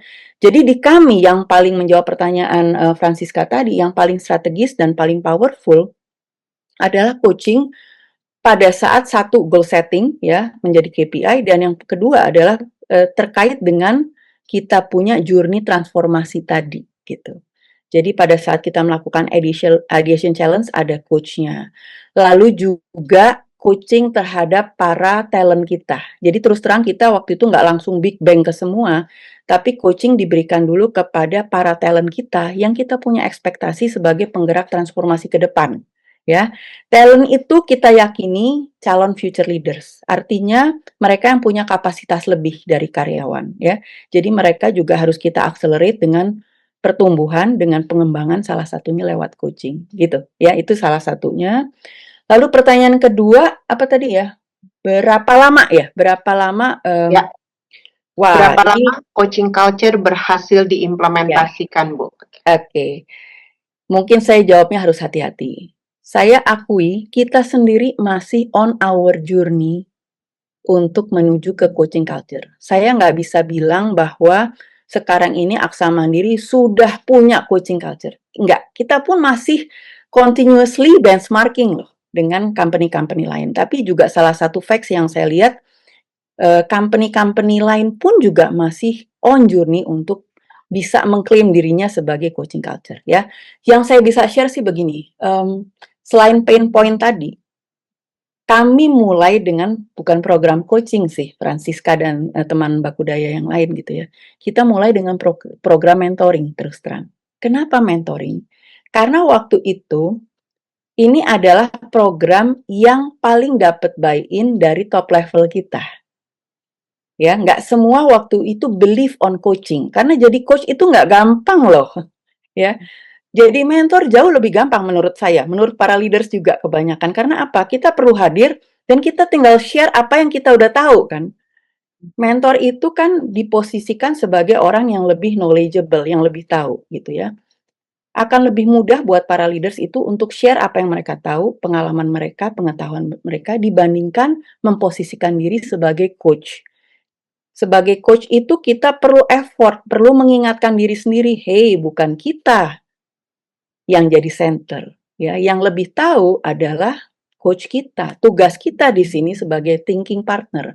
Nah, mentality itu terus terang memang perlu proses untuk kemudian para leaders kita believe pada kekuatannya. Makanya dalam journey-nya tadi yang saya sempat sampaikan, kita mulai dengan goal setting dulu gitu ya, bahwa people development itu jadi KPI-nya para leaders, bukan HR. Nah, dari situ baru mereka membuka diri, aduh, kalau itu jadi KPI saya, what I can do differently supaya karyawan saya tetap sticky dengan saya, engage gitu kan, produktif, dan seterusnya gitu ya, untuk memastikan development succession plan dan retention itu terjadi ya. Jadi mula-mulanya sebetulnya dengan mentoring dulu karena itu yang di-buy-in.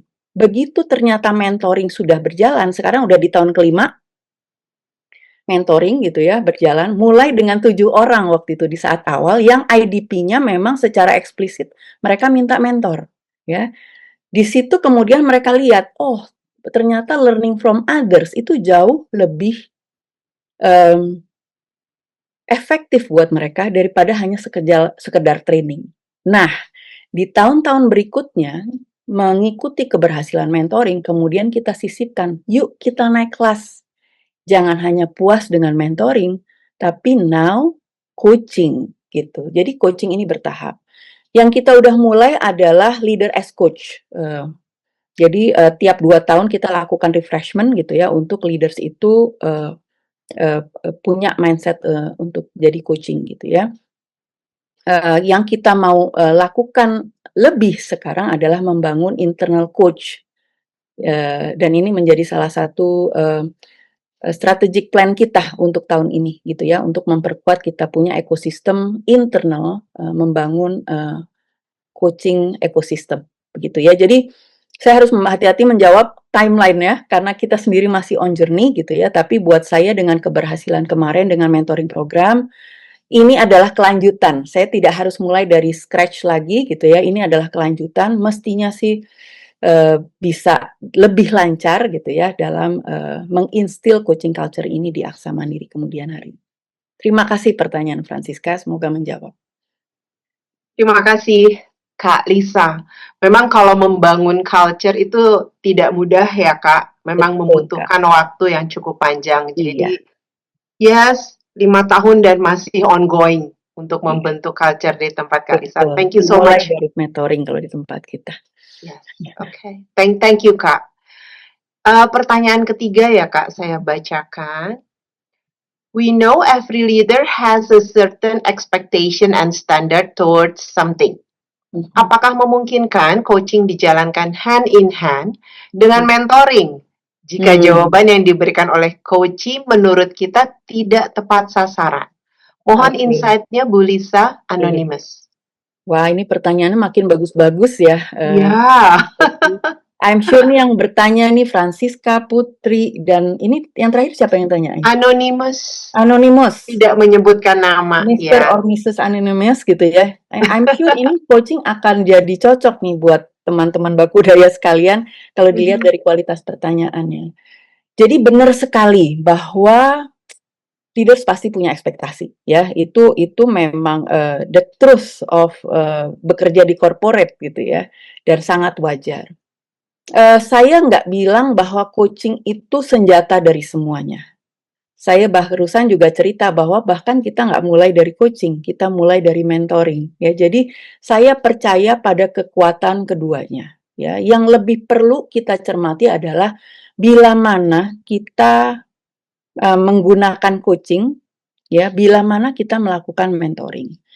Coaching itu akan lebih efektif ya kalau dari sisi willingness dan kemampuan itu sudah ada ya. Itu sebabnya di Aksa Mandiri kita mulai dengan talent waktu itu ya. Jadi dengan keyakinan bahwa talent kita itu pertama memang ada ekspektasi terhadap talent untuk bisa jadi future leaders.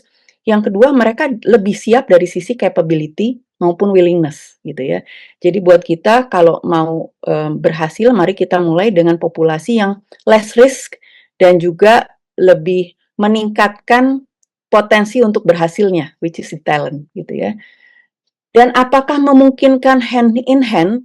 Sangat mungkin, bahkan menurut saya dianjurkan. Karena kalaupun dengan talent nih, let's say dengan talent ya, ada saat-saat di mana mentoring akan menjadi lebih tepat. Ya, mentoring adalah pada saat kita mau kasih advice.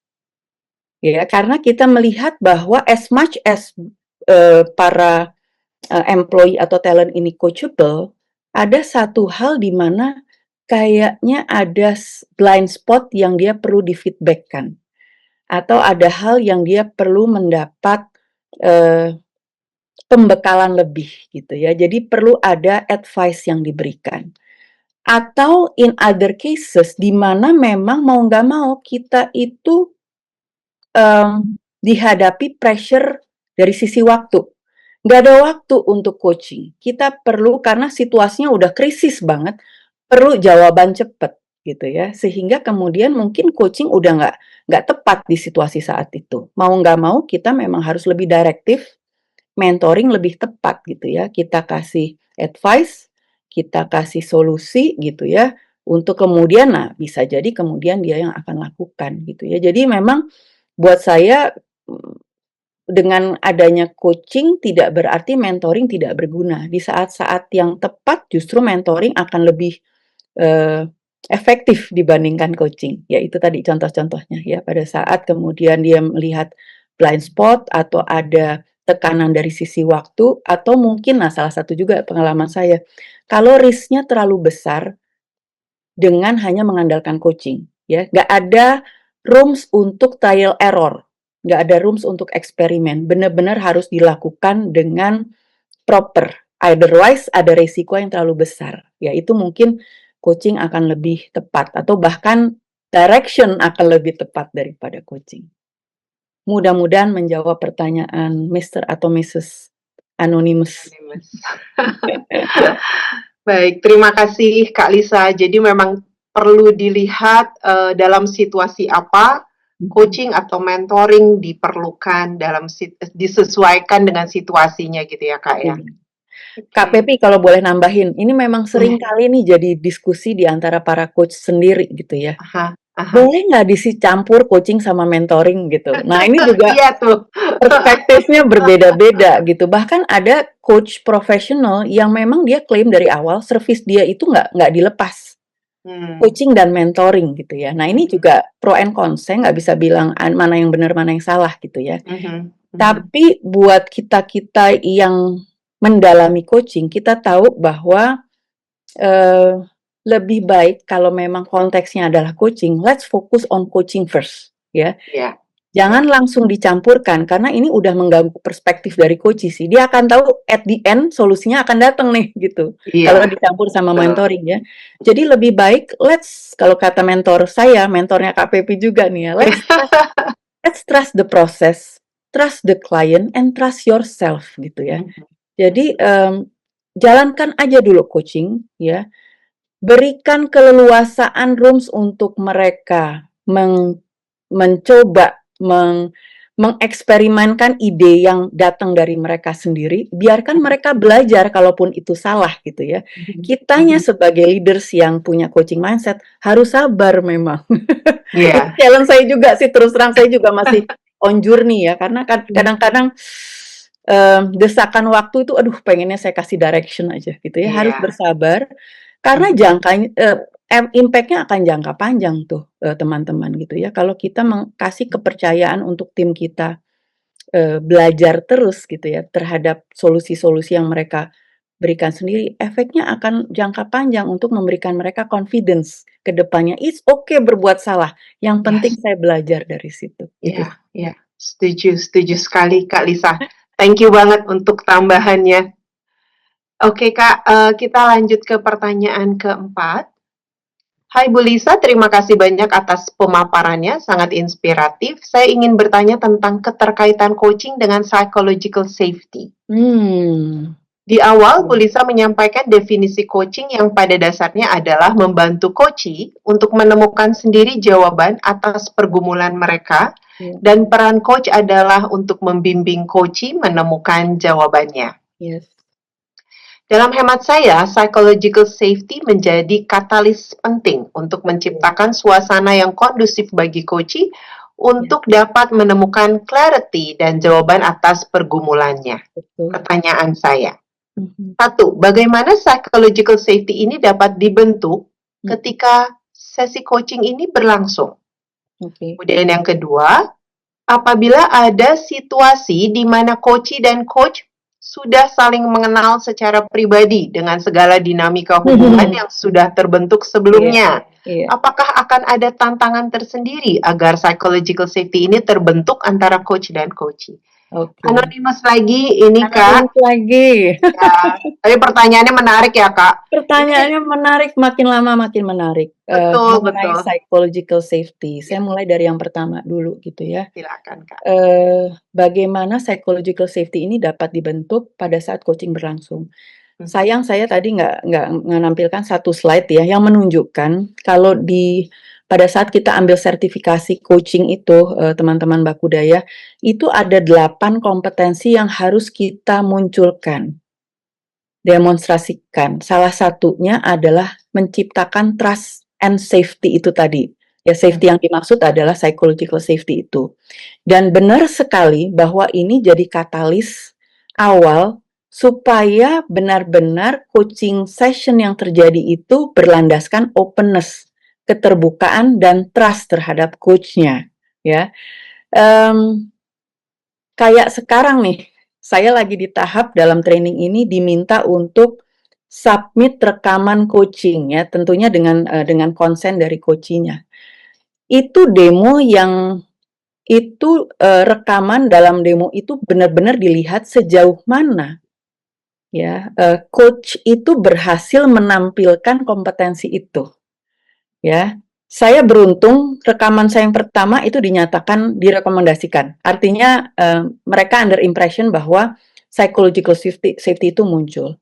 Tapi beberapa sharing dari teman-teman lain yang juga kita masih dalam batch yang sama, dia cerita bahwa rekaman pertama dia tidak direkomendasikan karena pada saat awal pertanyaannya itu terlalu leading gitu ya.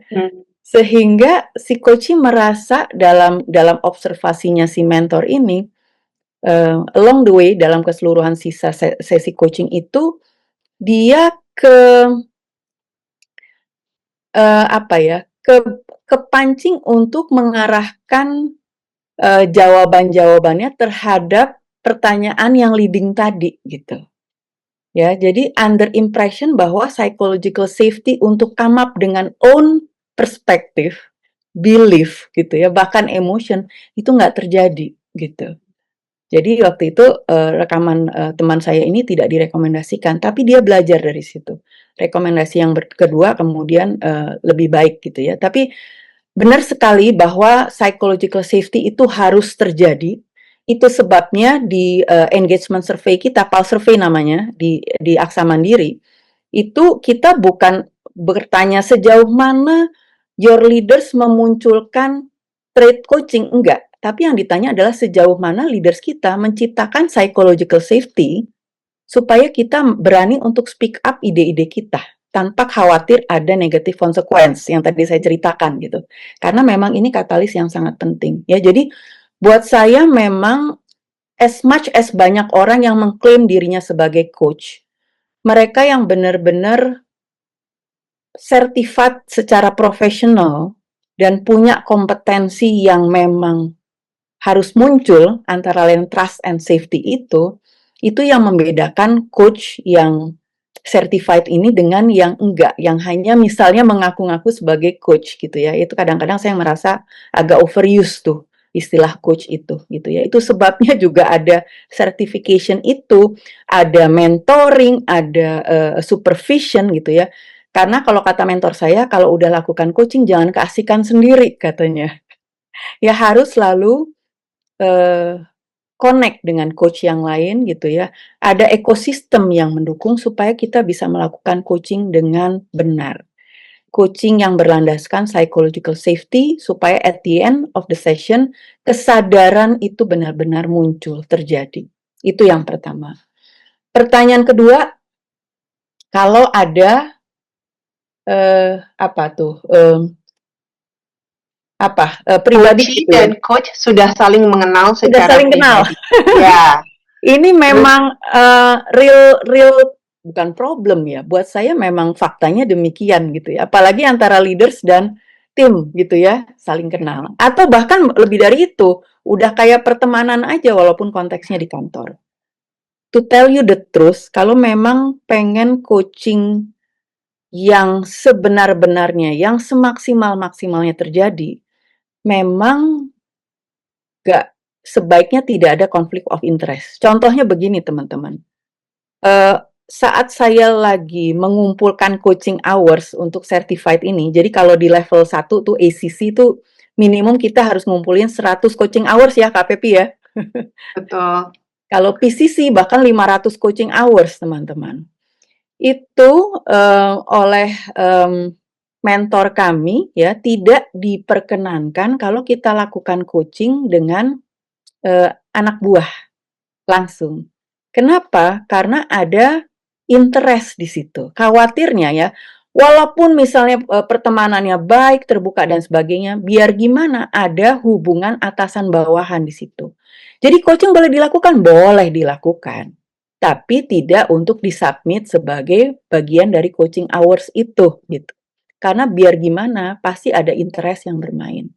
Apalagi yang sudah mengenal secara personal gitu ya. Tapi apakah dilarang? Sebetulnya boleh dicoba. Ya, apalagi kalau yang dibutuhkan adalah coach yang benar-benar trust based. Contohnya nih, dulu itu saya bahkan memulai praktek coaching dengan keluarga saya, yang tadi fotonya ada di awal. Pas awal, wah anak-anak saya protes, "Apaan sih Mah? Aneh banget Mama," gitu kan, nanya-nanya begitu gitu kan. Udah deh, biasa aja deh, jadi kayak Mama yang kita tahu gitu ya. Tapi saya bilang, "Dicoba dulu deh," gitu ya. Dan kalau kalian tidak mendapat manfaat dari coaching ini, ya udah kita stop. Mama nggak mau ini lagi. Tapi as much as Mama dapat manfaat dari coaching, Mama pengen deh kalian nyobain gitu. Akhirnya mereka kasih kesempatan untuk saya lakukan coaching. Dan buat saya, self remindernya adalah nggak boleh ada attachment gitu ya.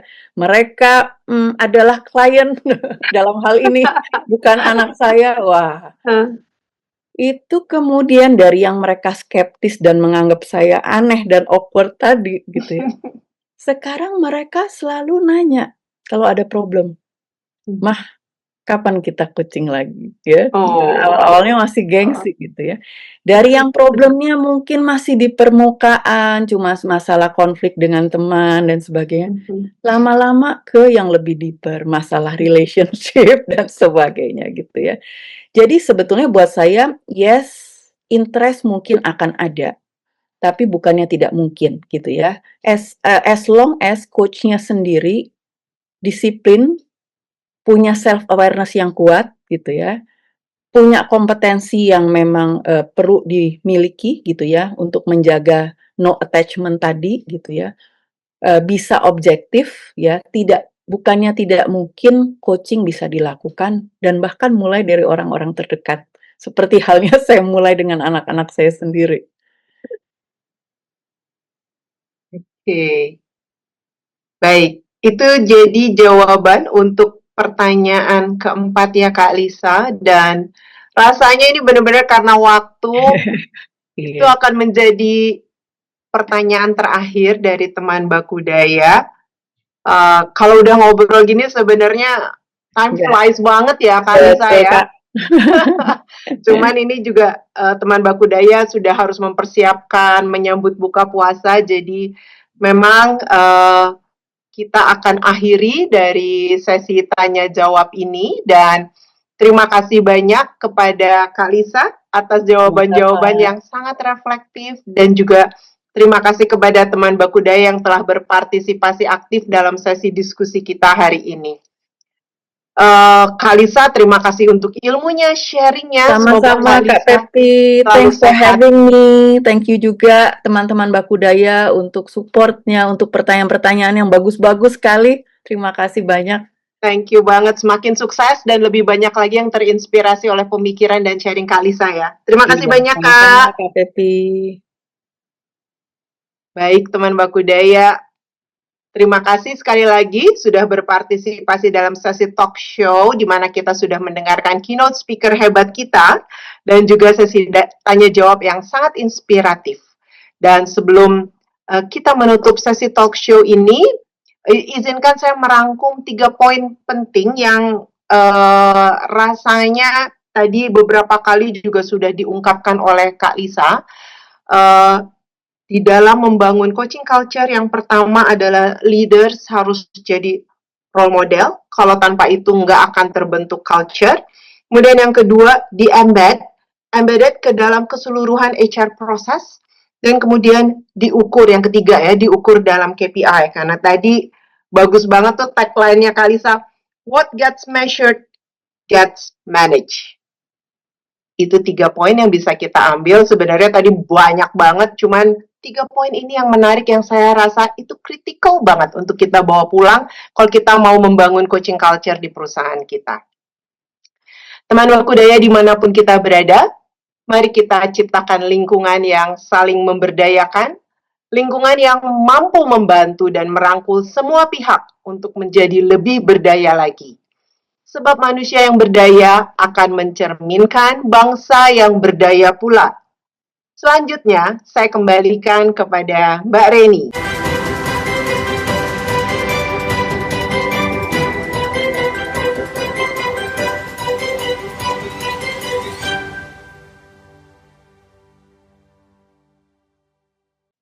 Aha, Mbak Reni. Terima kasih Mbak Pepi. Seru banget tadi diskusinya. Langsung aja saya kembalikan sesi berikutnya ke Mbak Reni ya. Terima kasih dan saya mohon Terima pamit. kasih. Teman Bakudaya, tidak terasa kita sudah di penghujung sesi sore ini. Webinar Building a Coaching Culture, Growing People, Strengthening Organization. Sebelum kita berakhir acaranya, saya sampaikan lagi 3 informasi penting. Pertama adalah feedback form. Mohon kesediaannya teman Baku Daya untuk mengisi feedback form yang linknya sudah ada di kolom chat. Kedua, terkait sertifikat. Sertifikat akan diberikan by request kepada peserta yang meminta dan mengikuti webinar secara penuh dan mengisi form tersebut. Tuliskan nama yang diinginkan dalam sertifikat. Dan yang terakhir, webinar pada sore hari ini dapat diakses recordingnya di YouTube Baku Daya. Jangan lupa ikuti Baku Daya di sosial media Baku Daya. Ada di Instagram, juga LinkedIn. Nah, akhirnya kita sudah di benar-benar penghujung sore hari ini, teman-teman. Saya Reni, mewakili seluruh tim Baku Daya, mengucapkan terima kasih kepada Kak Elizabeth Evati Dewi sebagai keynote speaker atas insight dan contoh praktis penerapan coaching culture di organisasi, Mbak Pepi Samberuru sebagai moderator yang memadu diskusi dengan hangat sore hari ini, dan tentunya seluruh teman Baku Daya yang telah aktif hadir berpartisipasi dalam webinar sore ini.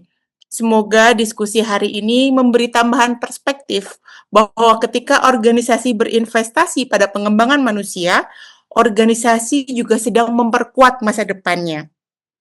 Selamat menunggu waktu berbuka puasa.